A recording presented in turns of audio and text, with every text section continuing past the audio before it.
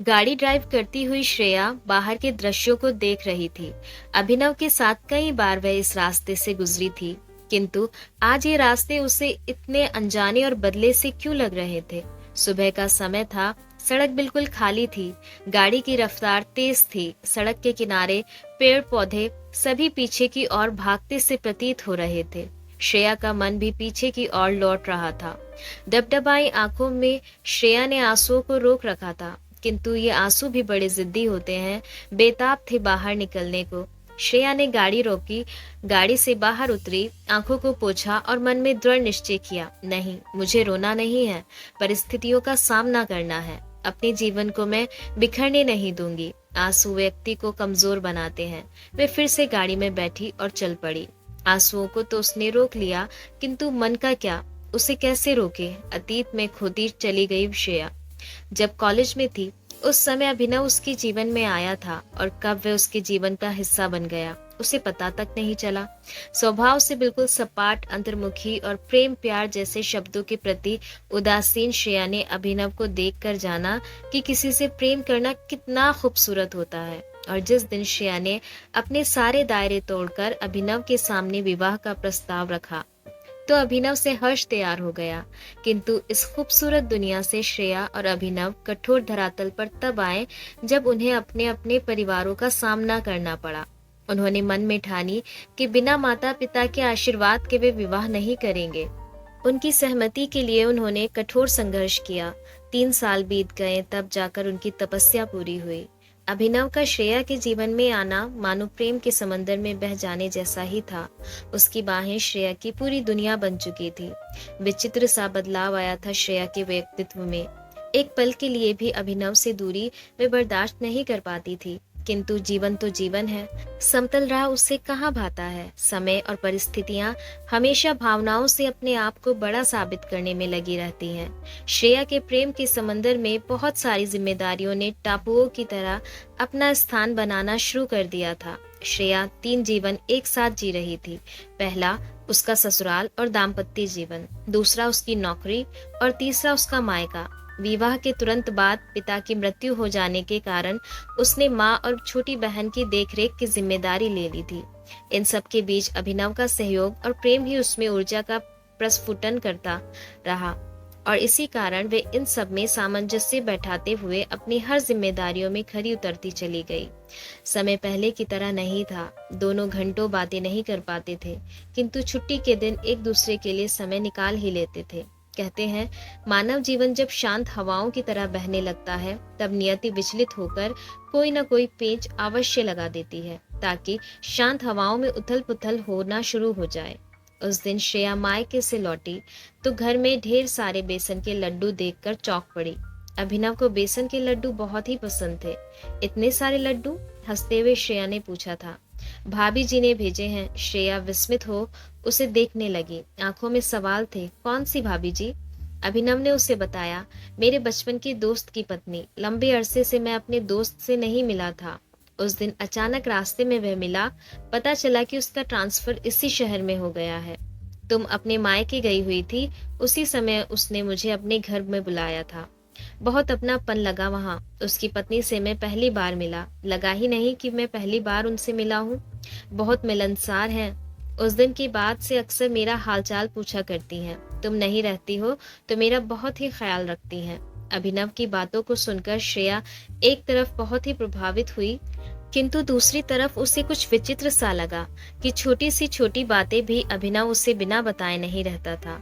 किंतु उसने इस बात को क्यों नहीं बताया। एक तरफ भाभी जी का आना जाना और उनकी मिठाइयों और उपहारों की संख्या बढ़ने लगी, दूसरी तरफ अभिनव के व्यवहार में आकस्मिक परिवर्तन होने लगा। बात बात पर भाभी जी की तारीफ करना, उनकी सुंदरता और गुणों का बखान बड़ी दिलचस्पी लेकर करना, रात में सोते समय श्रेया पर कम, फोन पर अधिक ध्यान देना, भाभी जी का फोन आने पर दूसरे कमरे में चले जाना, सुबह 4 बजे उठकर मैसेज करना, वगैरह वगैरह उनकी दिनचर्या में शामिल हो गई थी। अक्सर ऐसा होता था कि जब श्रेया नहीं होती थी तभी भाभी जी का उसके घर आना जाना होता था। भाभी जी से श्रेया भी मिली, किंतु उसे भाभी जी में वैसी कोई बात नहीं दिखाई दी जितना अभिनव बताया करता था। फिर भी उसने अभिनव की सारी बातें आंख मूंद कर स्वीकार कर ली, ये सोचकर कि हो सकता है मुझे भाभी जी को पहचानने में भूल हो गई हो। प्रेम अंधा होता है, इस कथ्य को चरितार्थ करते हुए श्रेया इन सब बातों को दरकिनार कर जिंदगी बड़े आनंद से जीती चली जा रही थी। अभिनव के प्रेम और विश्वास के कारण वे कुछ देख ही नहीं पा रही थी।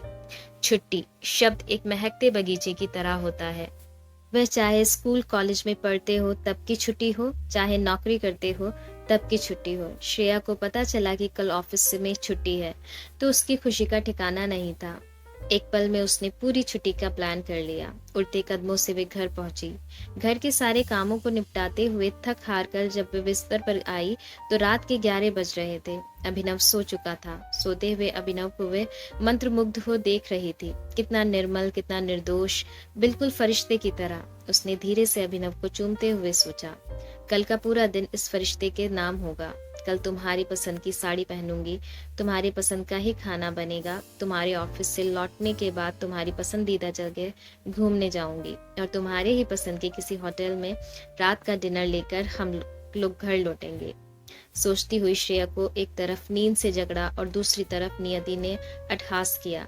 सुबह में अभिनव का हड़बड़ी में ऑफिस निकल जाना, फोन का छूट जाना, मैसेज की रिंगटोन पर श्रेया का ध्यान जाना और पूरे मैसेज को पढ़कर श्रेया का जीवन खत्म होने जैसा महसूस होना, ये सब इतनी जल्दी हुआ मानो किसी फिल्म के लिए जल्दी में लिखी गई कोई स्क्रिप्ट हो। अभिनव की पसंद का डिश बनाते हुए इतना कुछ हो गया। रसोई घर के फर्श पर बेजान सी बैठी श्रेया जाने कब तक शून्य में देखती रही। घर में फोन छूट जाने पर भय और संशय के कारण रोहित ऑफिस से छुट्टी लेकर भागा हुआ घर आया। पूरे रास्ते अभिनव के मन में हजारों ख्याल आ रहे थे। भीतर कंपन और घबराहट थी।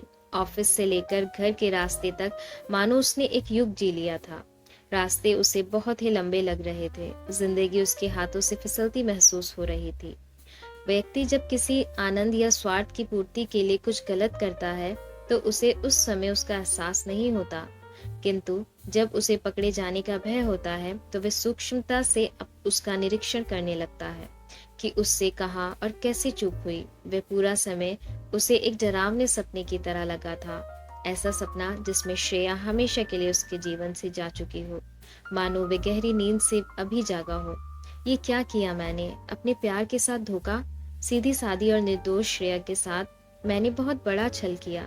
सिर्फ कुछ क्षण के आनंद के लिए बेसुध सा अभिनव घर पहुंचा और जब घर में उसने श्रेया को देखा तो होशो हवास होकर उससे इस कदर लिपट गया मानो श्रेया उसे बरसों बाद मिली हो। श्रेया को कसमसाहट हुई। उसे ऐसा लगा मानो किसी पराये मर्द ने उसे स्पर्श किया हो। किसी तरह अपने आप को छुड़ाते हुए चुपचाप वह कमरे में चली गई। अभिनव सशंकित हुआ। डर और घबराहट में वे श्रेया के पीछे पीछे कमरे में आया और पूछा, क्या बात है श्रेया? श्रेया ने मलिन आवाज में जवाब दिया, तबीयत ठीक नहीं है। अभिनव ने अपने आप को किसी तरह से नियंत्रित किया और अपनी धड़कनों को काबू में करते हुए बोला, सोचा तुम्हारी छुट्टी है तो मैं भी छुट्टी ले लूं। फोन का जिक्र न श्रेया ने किया न ही अभिनव ने। अभिनव चुपचाप गया। देखा जहां पर उसने फोन छोड़ा था वहीं पड़ा था। थैंक गॉड श्रेया ने नहीं देखा। सोचते हुए उसने गहरी सांस ली। एक सप्ताह बीत चुका था। श्रेया की खामोशी और अभिनव से उसका खिंचा खिंचा रहना अभिनव को विचलित करके रख दिया था। उसके मन में द्वंद्व चल रहा था, क्या श्रेया सब कुछ जान गई है या फिर सचमुच में उसकी तबीयत खराब है। आशंकित और अनमना सा अभिनव उस दिन श्रेया को जबरदस्ती समंदर के किनारे ले गया। शाम ढलने को थी। सूरज की लालियां और समुद्र की लहरों को चट्टानों से टकराते हुए देखती श्रेया बिल्कुल शांत अभिनव से कुछ दूरी पर बैठी थी। अभिनव उसके करीब आया और लगभग श्रेया को झकझोरते हुए कहा, श्रेया अपनी चुप्पी तोड़ो, मुझे जो सजा देनी है दो, लेकिन कम से कम कुछ तो बोलो। श्रेया ने अभिनव की तरफ बिना देखे चुप्पी तोड़ी। अभिनव, प्रेम शब्द का अस्तित्व मेरे जीवन में तुम्हारे कारण ही आया और जीवन इतना खूबसूरत लगने लगा जिसकी मैंने कल्पना भी नहीं की थी। विवाह के बाद एक ही छत के नीचे मैं अधिक कठिनाइयों से गुजर रही थी, फिर भी सारी विपरीत परिस्थितियों को मैं आराम से झेलती चली गई। जानते हो क्यों? क्योंकि मेरे साथ तुम थे। अभिनव विस्मित हो उसे देख रहा था। श्रेया ने फिर कहा, एक बात पूछूं अभिनव, तुम्हें ऐसा कब लगने लगा कि तुम अकेले हो, मैं तुम्हारे साथ नहीं हूँ? अभिनव चौंका, और तुम्हें भाभी जी की जरूरत पड़ गई? उसने रुकते हुए फिर कहा, नहीं भाभी जी नहीं, भाभी शब्द तो बहुत पवित्र होता है। मुझे ये कहना चाहिए कि तुम्हें दूसरी स्त्री की जरूरत पड़ गई। अभिनव अचंभित था। वह सब कुछ समझ गया। अभिनव, मैं चाहती हूँ तुम बोलो और खुलकर बोलो। मैं इस रिश्ते को कभी बोझ नहीं बनने दूंगी, और यदि तुम्हारी इच्छा होगी कि मैं तुम्हें छोड़कर चली जाऊं तो मैं जरूर चली जाऊंगी, किंतु पहले इस भटके हुए अभिनव को सही राह पे ले आऊं। मैं हमेशा तुम्हें इसी रूप में देखना चाहती हूँ जिस रूप से मैंने प्यार किया था, निर्दोष, ईमानदार, निर्मल। अभिनव ने उसके होठों पर उंगली रख दी। छोड़ने की बात कभी मत कहना श्रेया, मुझे माफ कर दो। मैं परिस्थितियों का शिकार हो गया था और कमजोर पड़ गया था। तुम्हारे पास तो मेरे लिए समय ही नहीं है। घर गृहस्थी, तुम्हारी नौकरी और तुम्हारा मायका, इन सबके बीच तुम्हारे पास मेरे लिए समय कहाँ है? तुम तो नौकरी भी अपने माँ और बहन के लिए करती हो। तुम्हारे जीवन में मैं कहाँ हूँ? इन सब के बीच में भाभी जी का अपनापन, मेरी परेशानियों को बांटना और मेरे लिए अपने घर परिवार को छोड़कर वे मेरे पास आती थी। उनका अपनापन ही मुझे उनके करीब ले गया। मुझे तो बस यही लगता था कि तुम्हारा मकसद सिर्फ मुझसे शादी करना था। शादी हो गई और तुम्हारा मकसद खत्म हो गया। फिर तुम अपनी दुनिया में रम गई। मेरी दुनिया चौक पड़ी श्रेया। हम दोनों के बीच में ये मेरी तुम्हारी कब से आ गई? जिस घर गृहस्थी की बात कर रहे हो वे सिर्फ अकेली पत्नी ही नहीं होती, पति और पत्नी बराबर के हिस्सेदार होते हैं। दोनों के सहयोग से ही गृहस्थी चलती है। रही बात मेरी नौकरी और मेरा मायका, तो एक बात बताओ, मेरी जगह पर तुम रहते तो क्या करते? अपने परिवार को छोड़ देते? एक स्त्री जब अपना सर्वस्व न्योछावर कर देती है अपने पति के परिवार पर और उस परिवार को अपना लेती है, तब पति क्या इतना भी सहयोग नहीं कर सकता है? विवाह के बाद तुम भी तो अपनी नौकरी, अपने परिवार, अपने दोस्तों, रिश्तेदारों में व्यस्त रहे। लेकिन मैंने इसे तुम्हारी दुनिया कहाँ माना।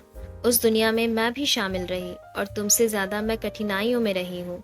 3 नावों के पतवारों को मैंने थाम रखा है और तीनों नावों को सही दिशा देने का प्रयास कर रही हूँ। तुम तो सिर्फ नौकरी कर रहे हो, वह भी मेरी मदद से। सब कुछ तुम्हें सही समय पर मिल जाता है। तुमसे ज्यादा तो मैं परिश्रम कर रही हूँ, किंतु मैंने तो कभी भी अपनी परेशानियों को किसी तीसरे से बांटने की कोशिश नहीं की। मैंने अपनी सारी परेशानियां तुमसे बांटी, फिर तुमने मुझसे क्यों नहीं बांटा? एक बात बताओ, बाहरी दुनिया में कोई मुझे कितना भी अपनापन दिखाए, क्या वह तुम्हारी जगह ले सकता है? फिर तुमने मेरा स्थान किसी और को कैसे दे दिया? जिस तरह से लहरों का आना जाना नहीं रुक रहा था, उसी प्रकार से श्रेया भी बिना रुके बोले जा रही थी। अभिनव की नजरें नीचे थी। एक और बात, इतने दिन से तुम्हारे मन में इतनी सारी बातें चल रही थी, तुमने खुलकर कहा क्यों नहीं? मुझ में तुम्हें इतनी सारी कमियां दिखाई दे रही थी, फिर तुमने उन कमियों को ठीक करने का प्रयास क्यों नहीं किया? कभी तो खुलकर कहा होता। विवाह के पहले से लेकर अब तक हमेशा तुम्हारी जो भी बातें अच्छी नहीं लगती, मैंने खुलकर विरोध किया है, तुम्हारे व्यक्तित्व को संवारा है। ऐसा नहीं किया कि तुम्हें गलत दिशा में भटकने के लिए छोड़कर किसी दूसरे पुरुष को अपनी दुनिया में ले आई। मैं भी नौकरी करती हूँ, अन्य पुरुषों के साथ मैं भी काम करती हूँ, किंतु मेरी सोच तुम्हारी जैसी क्यों नहीं हुई? दुनिया में हजारों लोग तुम्हारे आंसू पोंछने वाले होते हैं। इसका मतलब ये तो नहीं है कि वह हमारी जिंदगी में आ जाते हैं और पति या पत्नी का स्थान ले लेते हैं। किसी भी प्रकार रिश्ते में पारदर्शिता होनी चाहिए, तभी उस रिश्ते में गांठ नहीं पड़ती है। एक पति पत्नी के रिश्ते में पारदर्शिता नहीं हो तो वे रिश्ता बहुत आगे तक नहीं चल पाता है। और अंत में एक बात और, मैंने कोई गलत कार्य नहीं किया, कोई पाप नहीं किया। भगवान के दरबार में भी जाऊंगी तो वहां भी मुझे सजा नहीं मिलेगी, लेकिन तुमने मुझे बहुत बड़ी सजा दी है और ये टीस जीवन भर रहेगी। मेरी दुनिया तो तुम थे अभिनव। तुम्हारे सहयोग और सानिध्य के बल पर ही मैं 3 नावों की पतवार बनी। भले ही हम लोग जीवन भर साथ रहें, किंतु ये पीड़ा मुझे हमेशा रहेगी कि तुमने मेरे अस्तित्व और गुरूर को रोन दिया है। किसी स्त्री के लिए इससे बड़ा अपमान कुछ हो ही नहीं सकता कि उसके होते हुए उसके पति की दुनिया में कोई दूसरी स्त्री का प्रवेश हो। एक तरह से जीते जी किसी की हत्या हुई, तुमने मुझे मार दिया। कहते हुए श्रेया रो पड़ी। अभिनव ने श्रेया के कंधे पर हाथ रखते हुए कहा, श्रेया, मैं माफी के लायक भी नहीं हूँ। तुम कभी गलत हो ही नहीं सकती। मैं गलत हूँ, तुम्हारा अपराधी हूँ। मैं भटक गया था। तुम्हें जितना है रोना है रो लो, क्योंकि इसके बाद मेरे जीते जी कभी इन आंखों में आंसू नहीं आएंगे। एक डरावना सपना समझकर पिछला सब कुछ भूल जाओ। मेरे जीवन में हमेशा से तुम ही थी, तुम ही हो और तुम ही रहोगी। वह सब कुछ पल का भ्रम था जो टूट गया। मेरी जिंदगी तो तुम ही हो, फिर कौन सी कृत्रिम जिंदगी में मैं बाहर ढूंढने गया था। जब मन दुखी हो तब प्रेम और सहानुभूति आंसुओं के बांध को तोड़ देते हैं। लाख रोकने के बावजूद श्रेया के बांध टूट गए थे। अभिनव और श्रेया घर लौट चुके थे। गिलानी से भरा अभिनव चुपचाप श्रेया के सिरहाने बैठा हुआ था।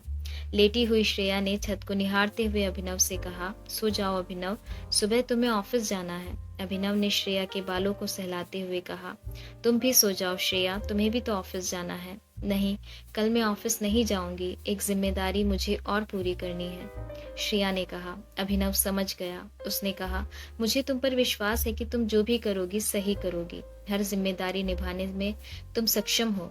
सामने वाले गेट को देखकर अचानक अतीत से लौटी श्रेया। वह गाड़ी रोककर नीचे उतरी। चेहरे पर दृढ़ता लिए श्रेया ने कॉल बेल बजाया। दरवाजा खुला। श्रेया ने हाथ जोड़ा, नमस्ते भाभी जी। भाभी जी शब्द पर जोर डालते हुए उसने घर के भीतर प्रवेश किया। भाभी जी ने श्रेया को ड्राइंग रूम में बैठाया और आदर सत्कार में लग गई।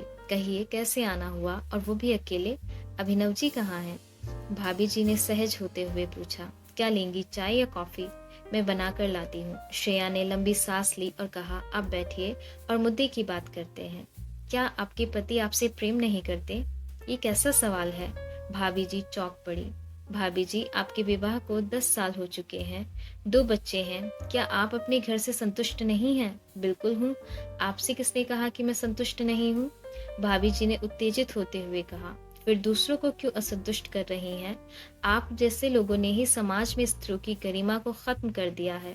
एक ही तरह का जीवन जीते जीते जब आप लोग ऊब जाती हैं तो दूसरों के घर में ताक झांक शुरू कर देती हैं। सिर्फ अपने थोड़े से मन चलेपन को संतुष्ट करने के लिए किसी दूसरे का जीवन नर्क बना देती हैं। अपनी मीठी बातों और अपनापन दिखाकर किसी रिश्ते में आग लगाने का काम क्यों करती हैं? कभी बैठकर यह नहीं सोचती कि आप लोगों के इस कृत्य से कितनी जिंदगियां बर्बाद हो जाएंगी। भाभी जी ने श्रेया की बात को बीच में ही काट कर कहा, मैंने किसी की जिंदगी बर्बाद नहीं की। आपके पति अपनी मर्जी से मेरे पास आए थे। जितना दोषी मेरा पति है उतना ही आप भी हैं। समाज में स्त्री और पुरुष का चारित्रिक पतन ही समाज को दिशाहीन बनाता है। दुनिया में सभी के जीवन में उतार चढ़ाव आता है, किंतु व्यक्ति को बिना विवेक खोए हुए अपना जीवन अर्थपूर्ण बनाना चाहिए। किसी को भावनात्मक रूप से मदद करना अलग बात है, किंतु मदद करते करते किसी के जीवन में इतना मत प्रवेश कर जाओ कि वह मदद 2 परिवारों के लिए अभिशप्त बन जाए। श्रेया ने रूखेपन से कहा, आप अपनी कमियों को क्यों नहीं देख रही हैं? क्यों आपके पति को मेरे पास आना पड़ा? भाभी जी ने कटाक्ष किया। आप एक स्त्री हैं, मेरे स्थान पर रहकर आप ये बताइए कि मेरी कमियां क्या हैं? और भाभी की गरिमा को आप बखूबी समझती होंगी। अगर मेरा पति राह भटक गया था तो आप उसे जीवन का ऊंच नीच समझा सकती थी, उसे सही राह पर लेकर आती, लेकिन आप तो उसे भटकाने में और भी सहयोग दे रही थी, श्रेया ने कहा। अचानक भाभी जी ने उत्तेजित होते हुए कहा, बस चुप रहिए, मैं किसी को भटका नहीं रही थी। आपके पति ने अकेलापन महसूस किया और मैंने उस अकेलेपन को बांटा। मैंने उन्हें प्रेम और स्नेह दिया और कुछ नहीं। जब उन्हें प्रेम और स्नेह की जरूरत थी उस समय तो आप अपनी दुनिया में थी। किसी को प्रेम और स्नेह देना बुरी बात नहीं है, किंतु आपने उस प्रेम और स्नेह की सीमा लांघी है। किसी के जीवन को तराश नहीं सकती तो कम से कम उसे विकृत तो मत बनाइए। और यदि आप अपने जीवन से खुश नहीं हैं तो क्या आप दूसरों की खुशी छीन लेंगी? दूसरे के आंसू का कारण मत बनिए। समाज में दूसरी औरत का तमगा लेकर क्यों घूमना चाहती हो? कहते हुए श्रेया झटके से उठ खड़ी हुई। मैं जा रही हूँ। आप अपने अंतर मन में झांक कर देखिएगा कि आप कितनी सही और कितनी गलत हैं। बाहर जाने के लिए श्रेया मुड़ी ही थी कि भाभी जी की क्षीण सी आवाज आई, श्रेया, आपकी पारदर्शिता ने मुझे जीवन की गहरी सीख दी है कि किसी के भी जीवन में अनावश्यक प्रवेश नहीं करना चाहिए। आपकी यह सीख मुझे यह हमेशा याद रहेगी। मुझे माफ कर दीजिए। सुबह की धूप खिली खिली सी थी, शांत हवाओं ने बहना शुरू कर दिया था। धन्यवाद। अगर आपको ये कहानी पसंद आई है तो like, comment, share and subscribe करना ना भूलें। Thanks for watching.